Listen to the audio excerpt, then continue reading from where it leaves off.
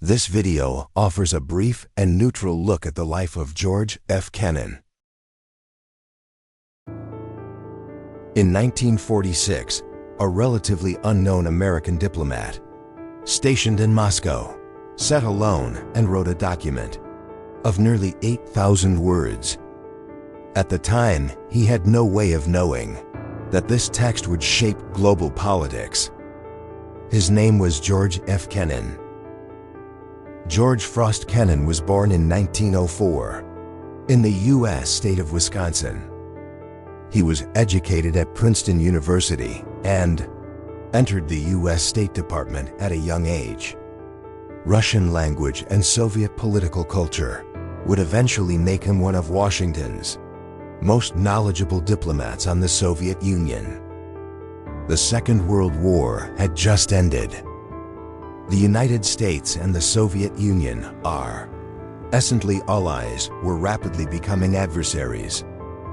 Washington had one central question: why was the Soviet Union behaving this way? Kennan's answer became known as the Long Telegram.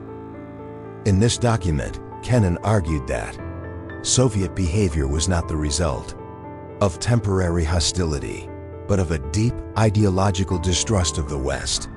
He wrote that the Soviet system could not peacefully coexist with rival powers in the long term. At the same time, he emphasized that it was not reckless, but patient, cautious, and sensitive to pressure. His conclusion was clear. The United States did not need to go to war with the Soviet Union. It only needed to contain it. This idea soon became known as the containment doctrine. In 1947, Kennan published these views anonymously in Foreign Affairs magazine under the pseudonym X.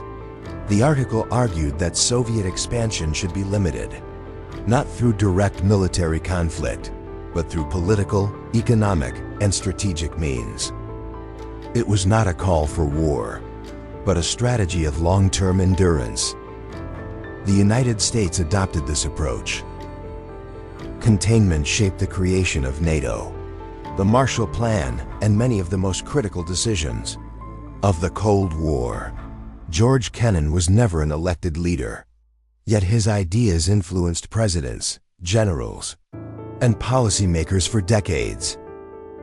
Over time, however, Kennan grew uneasy with how his ideas were applied.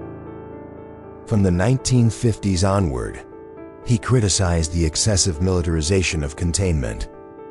In his view, containment was meant to rely on diplomacy and economic balance, not an endless arms race.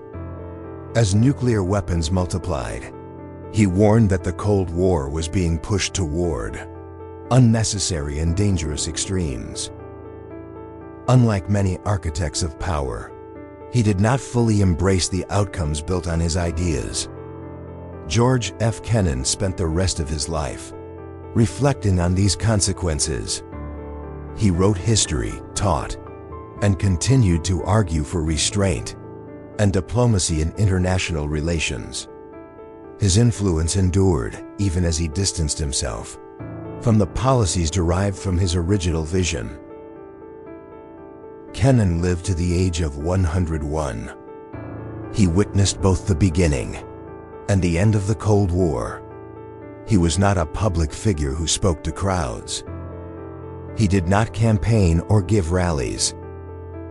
But with a single telegram, he helped shape the structural balance of power in the modern world.